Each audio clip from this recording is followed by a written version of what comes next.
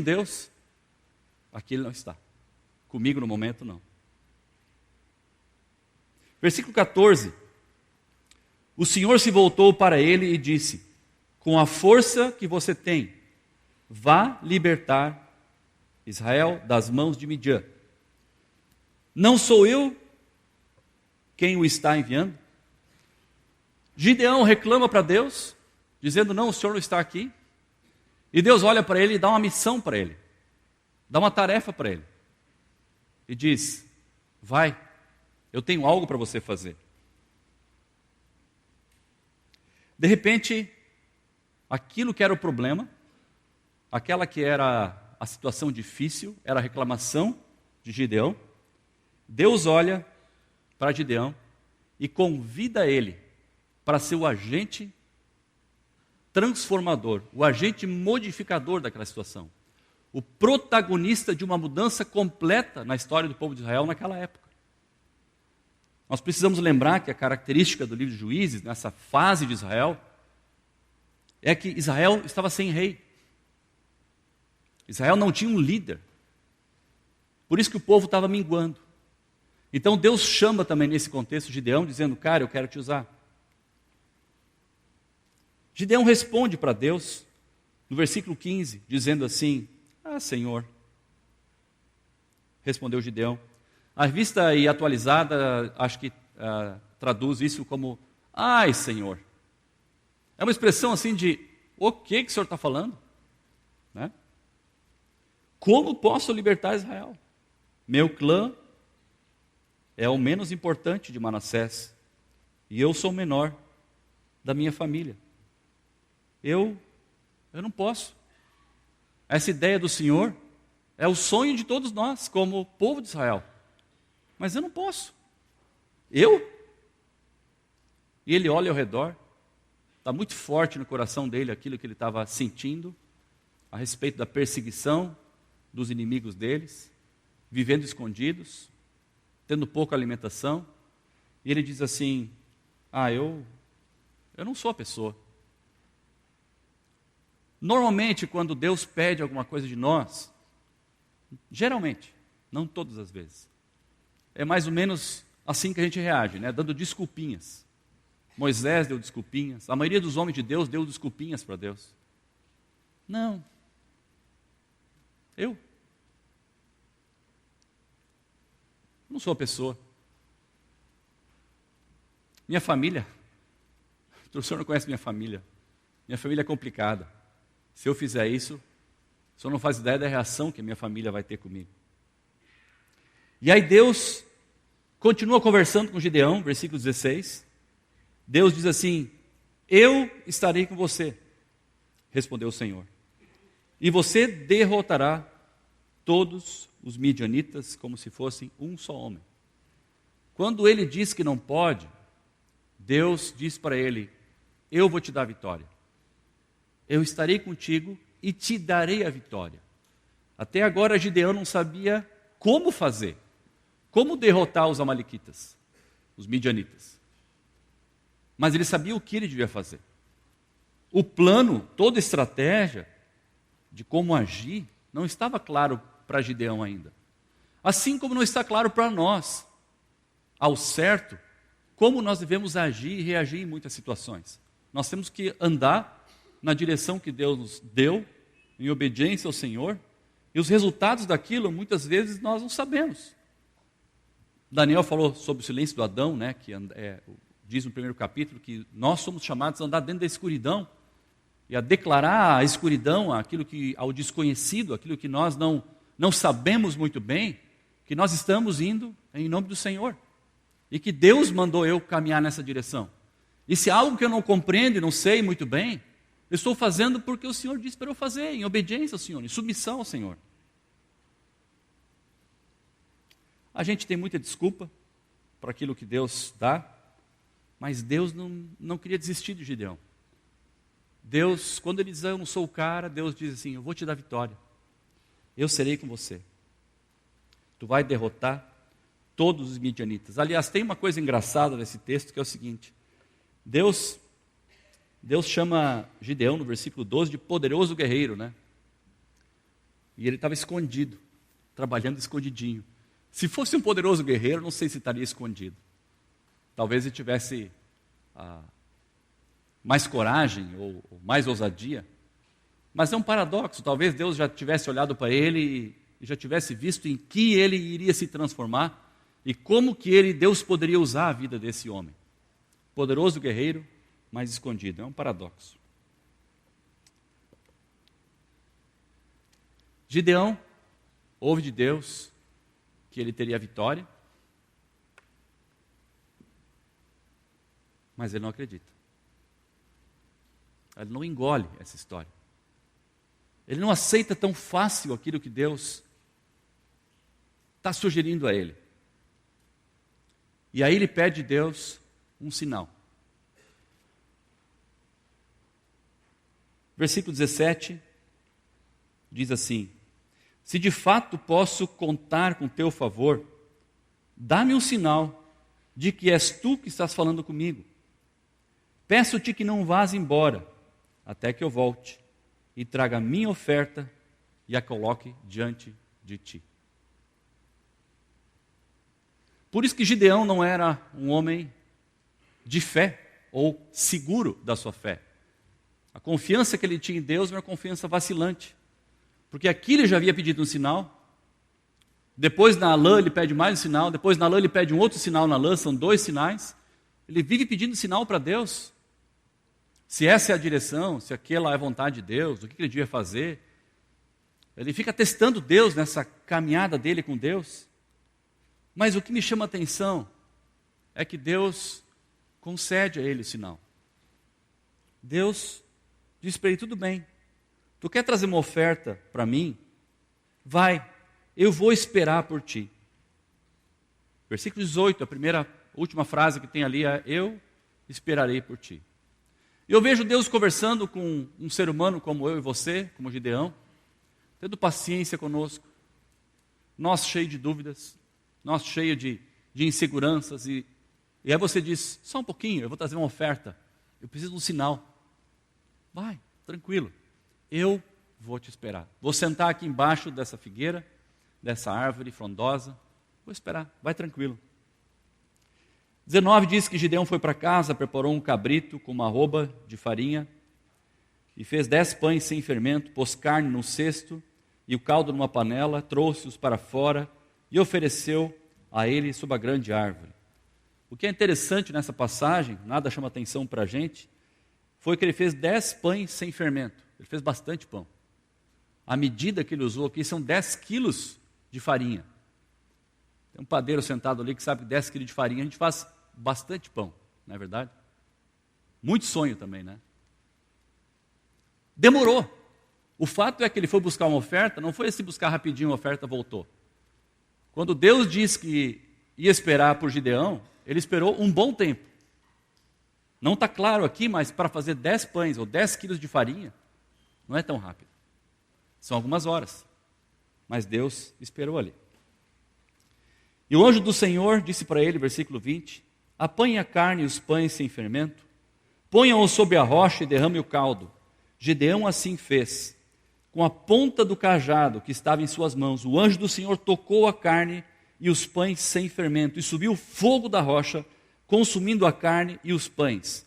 E o anjo do Senhor desapareceu. O sinal que Gideão queria, o anjo do Senhor, Deus, deu a ele. Ele fez aquilo que Gideão estava querendo. Tocou no holocausto, na oferta, e queimou completamente a oferta. A oferta deveria ser queimada, né? E quando Gideão se certifica que de fato foi Deus que estava ali, e que era um sinal sobrenatural, o anjo já é um sinal sobrenatural, mas a Bíblia não é clara como esse anjo apareceu ao Senhor, né? Quando a Bíblia diz o anjo do Senhor, normalmente é o próprio Deus que aparece ali para conversar com a pessoa na forma de um anjo. Então deve ter sido um anjo diferente, mas não bastou para esse homem, um homem inseguro. Ele queria um sinal, e Deus dá o sinal. E diante desse sinal, ele responde: ai de mim, eu estava conversando com Deus mesmo, era Deus que estava conversando comigo. Esse papo de vai, vai derrotar, vai obedecer, eu vou te dar a vitória, tu é um poderoso guerreiro, eu vou estar contigo. Era Deus. E naquela época, na cultura do povo, ninguém sobreviveria se tivesse visto Deus face a face. Era impossível ver Deus face a face e sobreviver, porque o nosso Senhor é todo poderoso, é santo. E ele, quando percebe com quem ele estava dialogando, ele fala: ai, meu Deus, vou morrer. E Deus diz para ele: paz seja contigo, não tenha medo, você não vai morrer. Você não vai morrer. Eu gosto desse diálogo porque é o papo que nós batemos com Deus, cada um de nós, muitas vezes na nossa vida, várias vezes. Gideão sabia o que tinha que fazer, aquele negócio da lã dele foi realmente insegurança, foi medo. Aqui ele já tinha tido uma conversa muito séria com Deus, uma conversa muito íntima com Deus, uma conversa clara com o Senhor. Deus apareceu para ele face a face, ele sabia o que ele devia fazer, mas quando começa a acontecer, quando ele vai para a luta, quando ele vai obedecer a Deus, ele pede mais sinais. Por isso que Gideão não é um exemplo de fé para nós. A gente poderia dizer que Gideão é um exemplo de falta de fé, de fraqueza espiritual, de vacilo, uma confiança que não é uma confiança firme.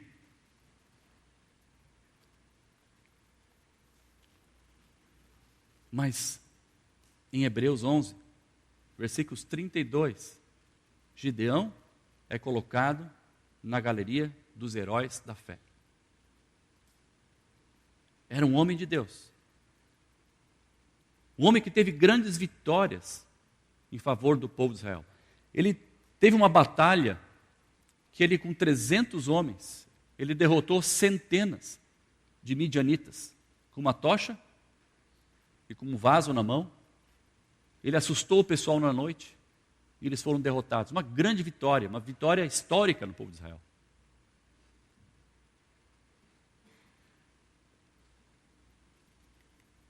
Deus usou ele, apesar de ser um cara ambíguo,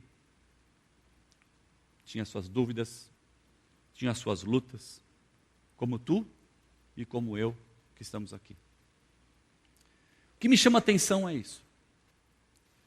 Às vezes nós não sabemos por onde ir. E nós buscamos em Deus ou nos paralisamos diante da situação que nós não sabemos muito bem como resolver. Gideão sabia o que fazer. Gideão tinha claro a direção de Deus. Mesmo assim, ele tem receio e tem medo. Mas ele termina vitorioso. Um grande homem de Deus, um herói da fé. É um cara que, apesar de toda a insegurança que ele tinha, se deixou ser usado por Deus. Como é que tem sido isso na sua vida? Esse diálogo, como eu falei, é um diálogo de todos nós com Deus. Cada um de nós tem sua história, cada um de nós tem suas experiências, tem tido a sua vida, alguns por mais tempo, outros por menos tempo. Mas o que é que Deus tem pedido para você? Que você tem relutado em seguir. Você tem relutado em obedecer, você tem relutado em se entregar. Qual é a área que você, da sua vida, não está muito bem resolvida? E quem sabe você olha para aquela área e acha assim: puxa, isso aqui não vou mexer. O que é interessante é que, se você acompanhar o texto, a primeira coisa que Gideão teve que fazer foi conversar com a família dele.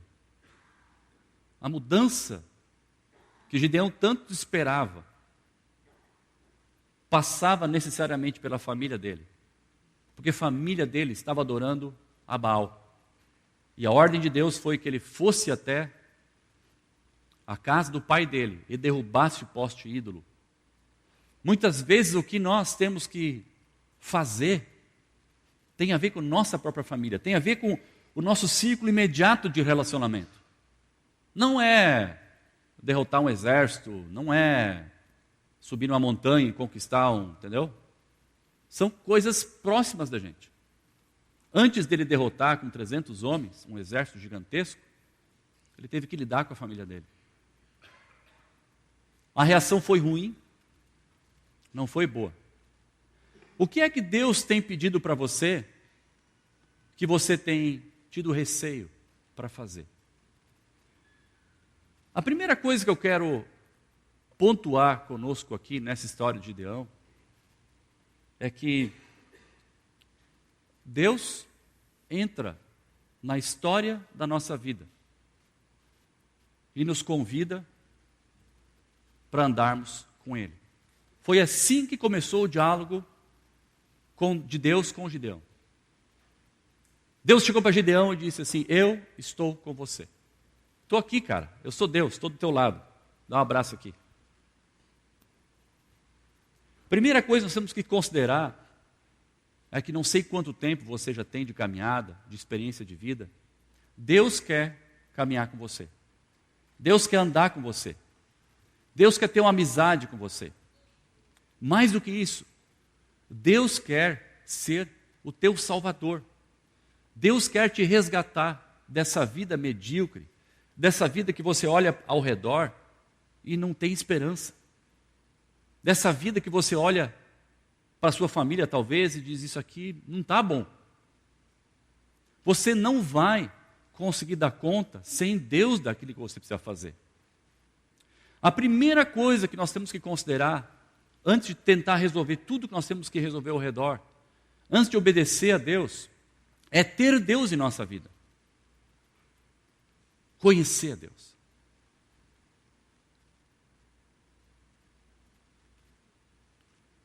O Novo Testamento diz que nós jamais vamos chegar perto de Deus como esse homem chegou.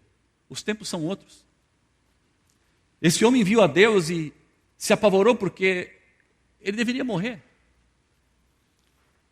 Nós vivemos num tempo que a Bíblia chama que é o tempo da graça, em que Jesus Cristo já veio e deu a sua vida em favor de cada um de nós, justamente para que nós pudéssemos ter acesso e esse relacionamento com Deus Todo-Poderoso, sem dizer: ai de mim, o que vai ser da minha vida? A primeira coisa que você precisa fazer é entregar sua vida para Jesus. A primeira coisa que você precisa fazer é reconhecer que o que está desajustado na sua vida é a sua falta de intimidade com Deus. Talvez você nunca tenha parado e dito assim: Deus, eu me arrependo. Andar com Deus precisa passar por essa primeira etapa de reconhecer a nossa pequenez, de reconhecer a nossa insignificância, de reconhecer a nossa falta de força, nossa falta de propósito, nossa falta de sabedoria para tocar essa nossa vida tão complexa, sozinhos, e achar que Deus nos ouve. Isso chama-se arrependimento, reconhecer que eu tenho errado com as pessoas ao meu redor e com Deus também. Por isso Jesus vem e tem a mensagem de que Ele então morre na cruz por nós, para nos perdoar e para nos reconectar com o Pai. Não adianta você falar em obedecer a Deus, ter uma vida legal, ter uma vida correta. Deus não quer uma vida correta. Deus não quer uma vida correta. Deus quer filhos. Nem todos os filhos têm vida correta, é uma vida bagunçada. Mas quando você entra para a família, quando você faz parte, se torna parte da família de Deus, você começa a mudar a sua vida, porque você convive com a família e percebe qual é o jeito dessa família viver. Nós estamos seguindo o nosso Pai, aqui, através da Bíblia. Então, se você ainda não teve encontro com Deus, se você ainda não considerou com humildade, dizer: Senhor, faz parte da minha vida. Senhor, eu não quero andar tentando resolver minhas coisas ao redor, minhas situações, sem estar contigo. Eu preciso de ti. Se você não fizer isso, Deus não vai andar contigo. Porque à medida que você resiste a Deus, à medida que a gente acha que a gente vai dar conta do recado, a Bíblia diz que a gente é orgulhoso. E a Bíblia diz que Deus resiste ao orgulhoso. Enquanto você acha que você dá conta, enquanto você acha que você vai resolver, Deus diz, ok, filho, eu estou aqui. Mas eu estou aqui. Quando você quiser, eu estou aqui. Agora a Bíblia diz que Deus concede graça aos humildes. A graça que Ele concede é nos tornarmos filhos do Deus Todo-Poderoso através de Jesus Cristo. Essa é a graça que você precisa na sua vida. Jesus. Nada mais. Começa por Jesus. Então a primeira coisa que nós vemos na história de Gideão é um homem que tem uma surpresa na vida e se encontra com Deus. Eu sou Deus e eu estou contigo. Talvez tu já tenhas ouvido isso muitas vezes, talvez você tenha participado das reuniões aqui, talvez você tenha ido no grupo pequeno já várias vezes, você tenha ouvido isso, parece de bom tom, mas você reage que nem Gideão, dizendo assim, Deus, meu problema você não pode resolver, a minha vida você não pode dar conta, porque olha o que está acontecendo ao redor, olha ali minha família, olha meus negócios, olha meu emprego, olha minhas dívidas, olha meu jeitão, isso aqui não tem solução. Aí Deus olha para você e diz assim, eu tenho uma missão para ti. Eu quero te usar assim como você é. Cara, vem. Te entrega. Então, queridos, a primeira coisa que nós aprendemos nessa história aqui toda de Gideão é a respeito do Evangelho. Deus quer andar conosco. Deus quer caminhar conosco. Deus quer nos salvar dessa situação que nós não podemos resolver sozinhos. A segunda coisa que eu gostaria de perguntar para você é assim, se você já entregou sua vida para Cristo, o que é que Ele está pedindo para você na sua vida? E o que é que está deixando você desanimado, ou assustado, ou está fazendo com que você não dê o primeiro passo? Qual é a situação? O que Deus está pedindo para você? O que Deus pede para você? Você ser um marido mais amoroso em casa? A maioria de nós levantaria a mão e se encaixaria nisso. Ser uma esposa que respeita mais o seu marido? Muitos de nós levantariam a mão, não, delas levantariam a mão e diriam sim, é algo que nós temos que aprender mais. Talvez Deus esteja pedindo para você se consagrar completamente a Ele, para você parar de lutar com Ele, como alguém que já conhece Deus e está perguntando se a lã secar, se a lã não secar. Para com isso. Te entrega. Deixa Ele te usar. Seja humilde. Diz, Senhor, sozinho eu não posso. Vocês viram que Deus conversou com Gideão aqui? Ele entendeu as fraquezas desse homem.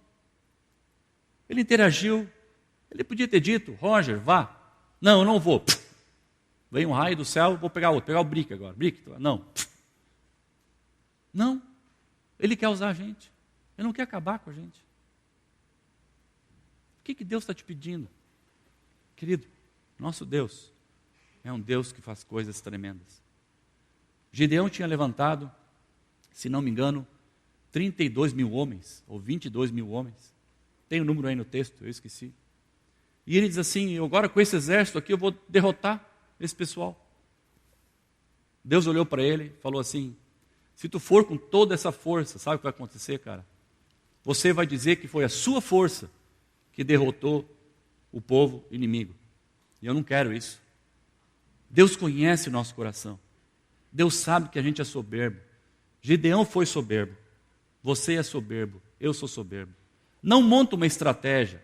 Deixa Deus te usar da forma que Ele quer te usar. Não monta um plano de ação.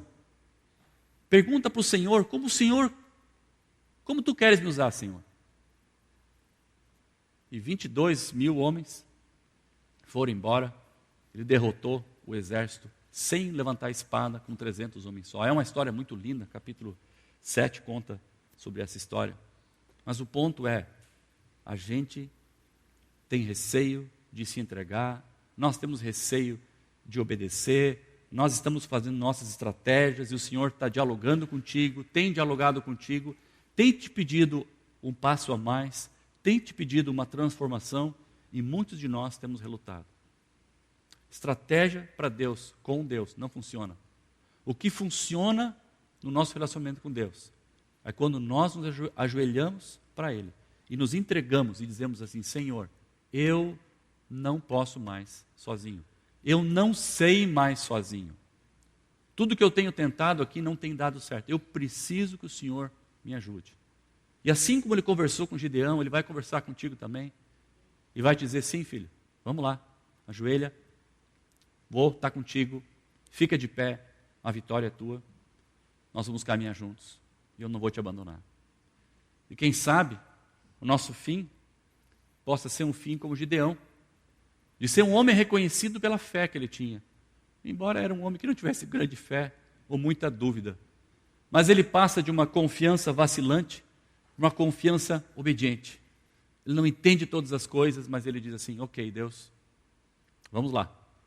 Eu sou Gideão, o menor dos homens, família pequena, minha família não é legal, eu não sei o que o Senhor vai fazer comigo, sei que o Senhor está pedindo para mim a loucura, mas eu quero que o Senhor me use.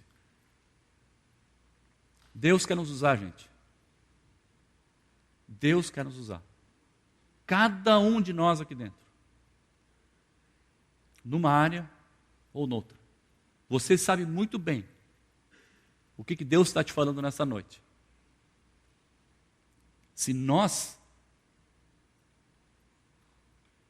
reagíssemos positivamente para Deus, nós seríamos um exército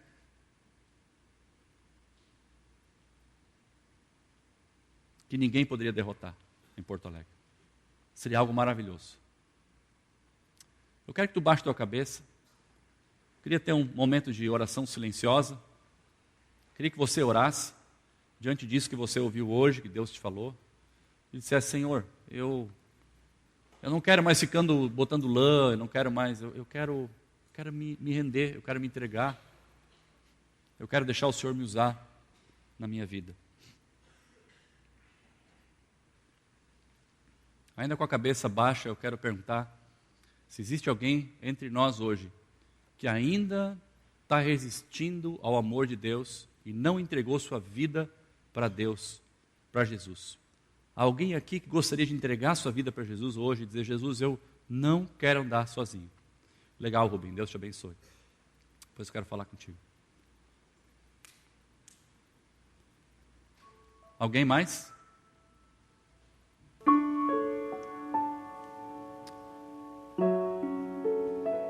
Pai, tu conheces a história da nossa vida.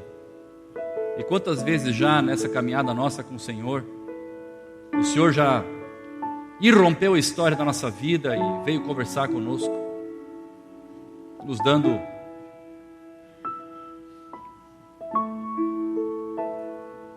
uma palavra de encorajamento, uma direção, mostrando o teu propósito para nós. Quantas vezes nessa nossa caminhada nós temos entendido o teu plano para a nossa vida, mas a gente está vacilando, a gente olha ao redor e acredita que não vai dar certo, a gente olha para nós e pensa que nós não somos a pessoa que vai resolver a situação, que nós não vamos conseguir mudar, que nós não vamos conseguir, que Deus não vai conseguir nada com a gente. E eu quero pedir ao Senhor, Pai, que nessa noite o teu Espírito Santo ministre o nosso coração, testificando do teu amor por nós, nos atestando da vitória certa que nós teremos, Pai, com o Senhor na nossa vida.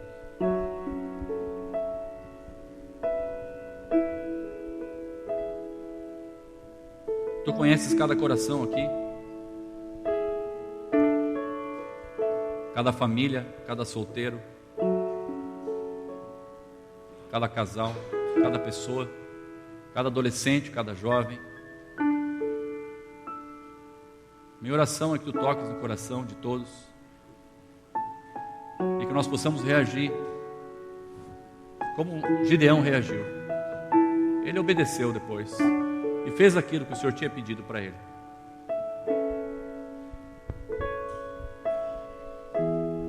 Tenha paciência conosco, Senhor, porque nós queremos ser usados pelo Senhor. Agradeço por teu amor, por tua bendita misericórdia, que a tua palavra diz que se renova cada manhã sobre nós, porque se assim não fora, nós seríamos consumidos.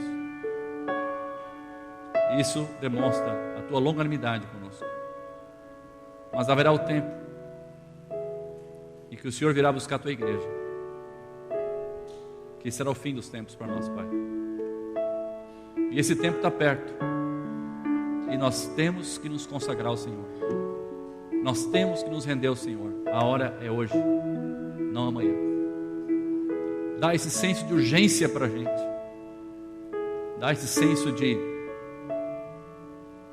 essa necessidade de te seguir, de te obedecer, de deixar tu nos usares e nós sermos surpreendidos pelo Senhor por tudo que o Senhor pode fazer através de homens e mulheres vacilantes como nós, mas com uma fé obediente ao Senhor. Ora assim em nome de Jesus, nosso Salvador bendito. Amém.